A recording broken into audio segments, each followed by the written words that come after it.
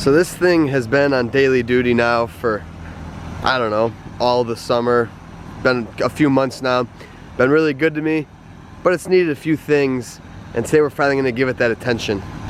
First up on that list, front brakes. This car has developed a really brutal shaking when braking. I think these front rotors are warped to the extreme.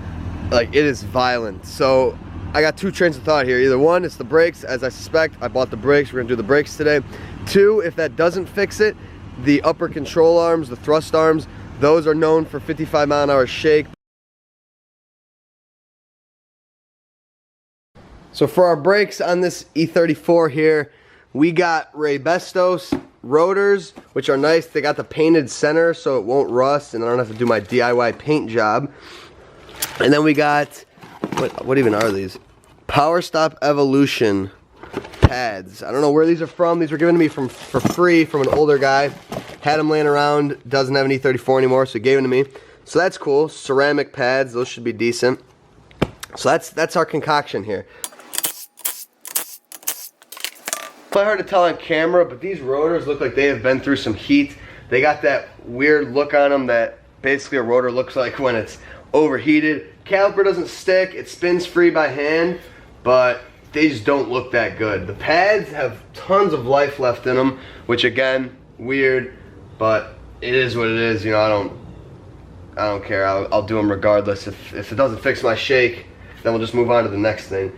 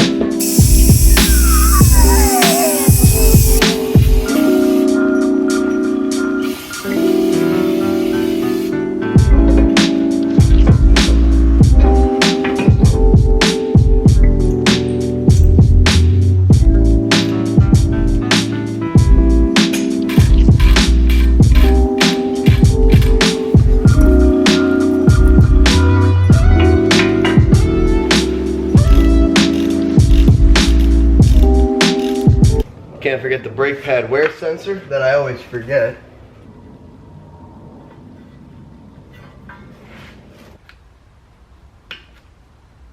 Boom, and we are done. So driver's side is all finished up here, lubed up, tightened up.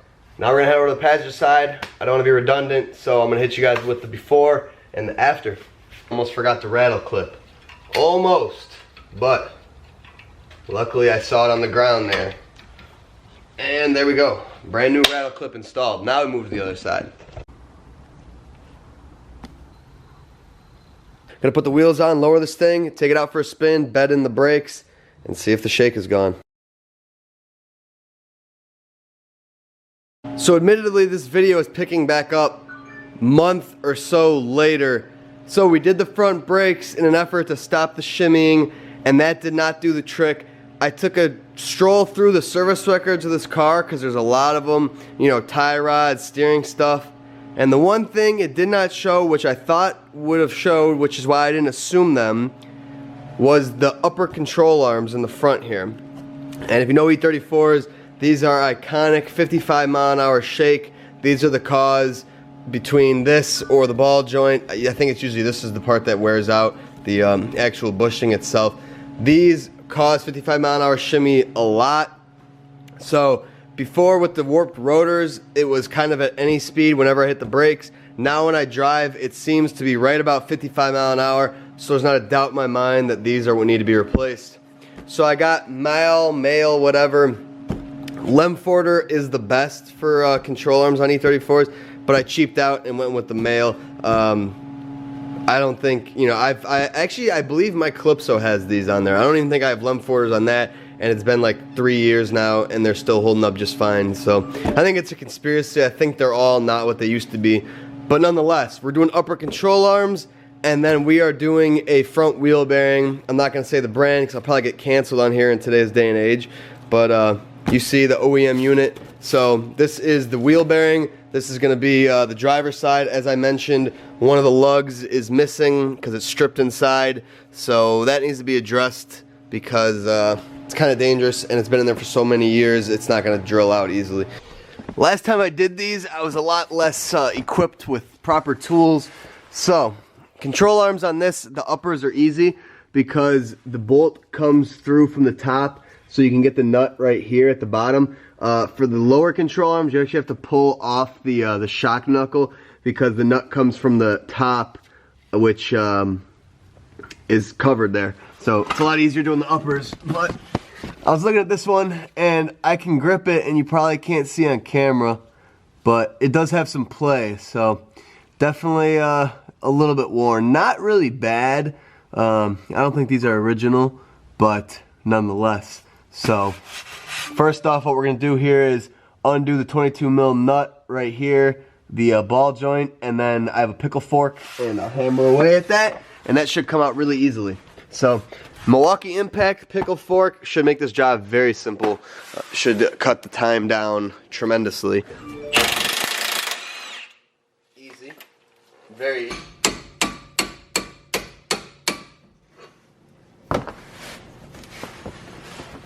Well, it looks like it's time to hammer it.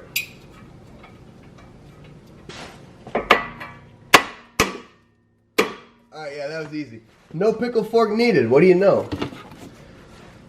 Who says you need real tools? Never had to do this on a 525, but the sway bar bracket was getting in my way. So I pulled out one of the bolts that goes into the frame, and then the two 15 mils, and now I can get my, wherever I put it, now I can get my wrench on here. So I never had to do that before. I really don't understand why I had to do it this time, but I did.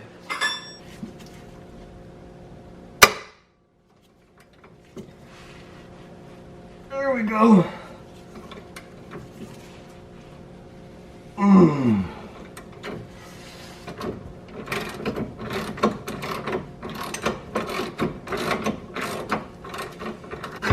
That comes out. That comes out. And here we are. So this is the control arm, ball joint, completely destroyed. I didn't even realize it was leaking. A lot of play. So that's the old ball joint.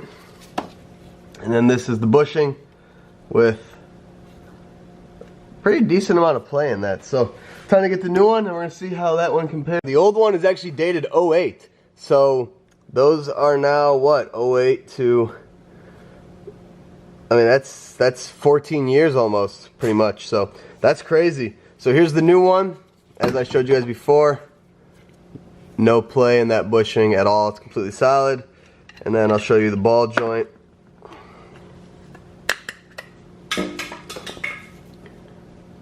There's the ball joint. So you can see how solid that is.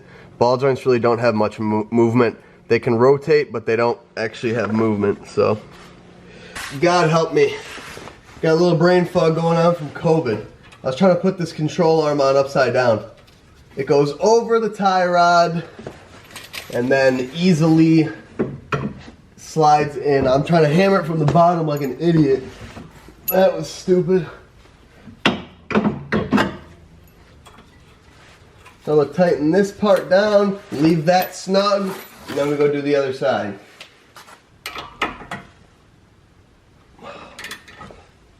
Go to Guten tight. Easy. Then we come back over here. This is just so I have less rotations to do when it's on the ground and I'm on my back and I can't, you know, do it easily.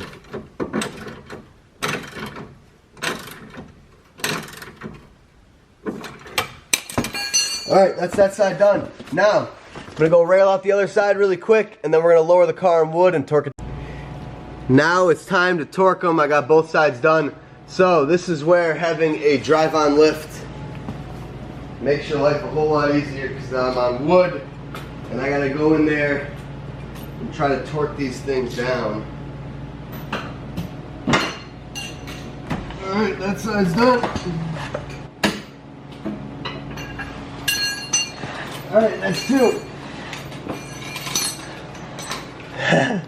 Alright, that's a pain. So now, they're all torqued, pretty much done, but I took off my fender liner on this side and the sway bar bracket I gotta put back on. So I'm gonna jack it back up, put those on, and then we're gonna move over to this wheel bearing tomorrow. I gotta go get a 46 mil nut to get it off, and then we will be concluding the chronicles of the front end shimmy on this car. We're back. I got the tool. So this is a 46 mil or a 1 13/16, I believe. I did this last time I did this job. I used this tool. Eustace borrowed it to me. I used this on the Calypso, so this should work. I wanted to use my Milwaukee and make quick business of this, but this is a 3/4 inch drive, or a inch drive, I think 3/4. So I can't use my Milwaukee unless I have an adapter. So we gotta do this the old barbaric way by hand. But anyway, to start, we gotta get this dust boot off. So let's do that. I don't know if you guys can even see this. Very good. This lighting is kind of... There we go, that's better.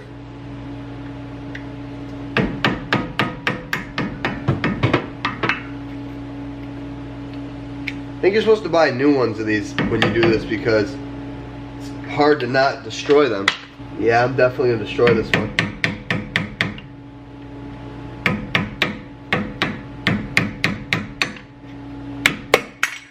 Alright, only minorly destroyed. So, while the brake is there, I'm gonna get another big screwdriver, hold it, we're gonna break this free, and then I gotta take off the rotor and the caliper and stuff.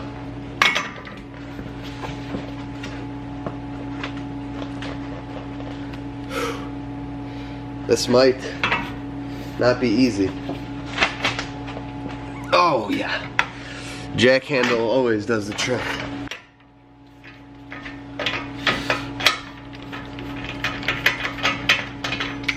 Look at that.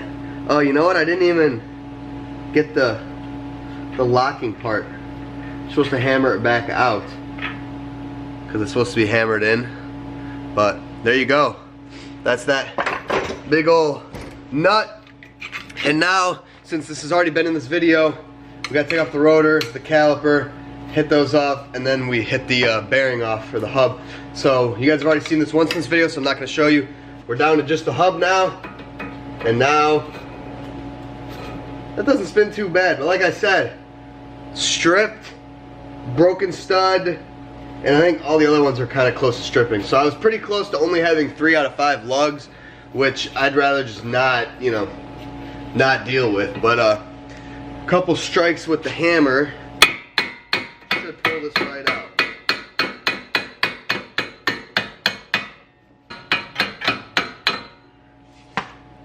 Voila! That ring that's right here, that is the inner ring on the bearing that stayed. So you can see this outer one stayed. So you can see when they're together, that's the same thing. So that has to come out. So thank goodness a pry with the screwdriver made quick work of that. So now clean this hub so we don't want any debris. And now it's time for the new wheel bearing.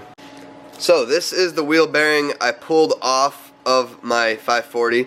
This is a 94, and this is the wheel bearing, which has the thick ring, which I think is like 97 millimeters or something like that.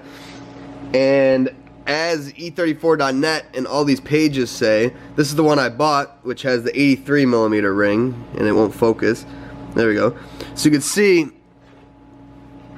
you got a thick ring versus a thin ring. So I just want to come in here and stop what I was talking about to touch on the note I left. So if you look in this upper left picture, that's an early wheel bearing on the left and a late on the right. You can see the hub ring, which is the tone ring with the ridges on it. That's a 97 millimeter on the left. On the right is the 83 millimeter. It's a smaller diameter tone ring. It has nothing to do with the thickness, like I said in that note. The thinner ones are just later model style. The styling changed. So I was wrong about that. That's something I didn't know. So this is just a touch on that in case anyone's confused about it. So the ring I bought was in fact the right one. Now I guess we just hammer it on with wood. Oh yeah, that's easy. Very easy.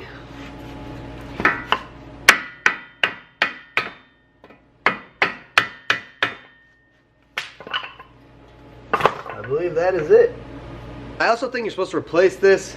I forgot to do that. So spin that back on. So we're just going to jack handle. Same thing I used to tighten it.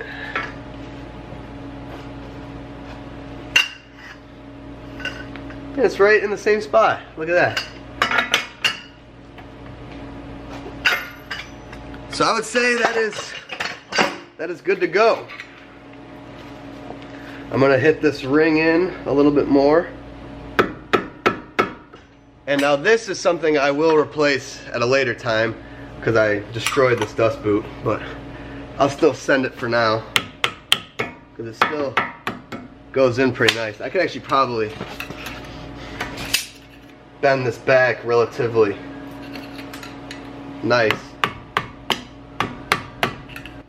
And that is all that is involved in a wheel bearing replacement. So, put the wheel back on, we're going to lower it, we're going to do it for a drive, see if my control arm shimmy's fixed, and we're going to torque the wheel on all the way, which is going to be super nice. We are off, and it's dark out, so I got my lights on. You probably can't even see me. But it is now time to see if the front end shimmy is fixed. First off, I'm excited to finally be driving a car that's on all of its lugs, so that's a great thing. No more 4 lug nuts up front, and no ABS light. Alright, let's get her up to 55, see if she shakes. So far at 55, she's feeling really good. No shaking, even when I apply the brakes at 55, which was like a sure way to feel the shake.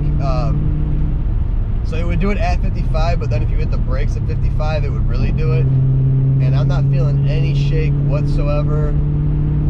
The front end feels super tight. This steering wheel, you know, before you'd have a little bit of steering wheel play, and you know, I mean, any E34 is going to have that, but it feels pretty stable up front. I'm pretty hyped about that. So far, so good. We got no lights, we got all the lugs, and we got no shimmy, which I knew, like I said, I knew that was my issue, so I wasn't even really concerned. But I will also say this car is on pretty thick front spacers, and they're kind of cheap, so I realized this after I kind of started the job. If it didn't fix it, it was probably just the spacers, and me being stupid, you know, didn't really pay attention to that. But I would say that the shimmy is solved once and for all. So it was not the spacers. Yeah, we have no shake. Brakes are not. We have no 55-mile-an-hour shake. We have remedied the shake between the brakes and the control arms. It is so refreshing to have a car that doesn't feel like it's going to kill you at 55 miles an hour. You know, I drove this car as my daily. I took it everywhere, and you know, it wasn't so bad to begin with, but when they started going bad and it got worse and worse, it was sketchy, dude. Like, that 55-mile-an-hour shake's no joke, especially when you have warped rotors. Oh my goodness, it was sketchy. We got no weird clunks. Man, this car is tight. This really tightened up the front suspension. Like, that's a crazy difference, dude. Those ball joints definitely make a big difference. Definitely. Yeah, that's a wrap. Shimmy is over. 540 is back in business as the daily. Thank goodness. I missed this car, but once it snows, it'll be going away. So anyway, if you guys can see me or not, thank you so much for watching. I hope you enjoyed this journey of 540 maintenance and some fun stuff. See you guys in the next one. Thanks for waiting. Sorry I was sick. Wasn't ideal for any of us, but anyway, I'll see you guys in the next video.